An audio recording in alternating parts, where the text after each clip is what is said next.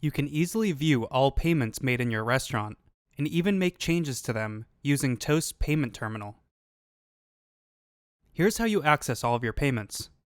From the dashboard, under Mode, select Payment Terminal, and you'll be shown all payments categorized at the top by Open, Paid, and Closed. An open check means no payment has been attached to it. It still has a balance due. A paid check means that a credit card has been swiped, but the check hasn't been closed yet, and there hasn't been a tip added to it.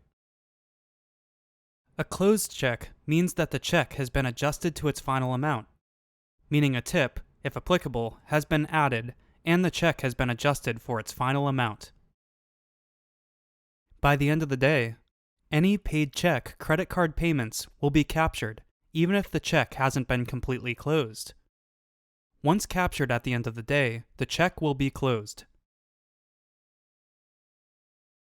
Advanced filtering is an easy and efficient way to sort and filter all of your checks for the day. Here, you can filter or sort your checks any way you'd like, by oldest, most recent, check number, table number, or even dollar amount owed. For instance, I want to see my most recent check, so I sort by that, and I can see that check 1 is my most recent.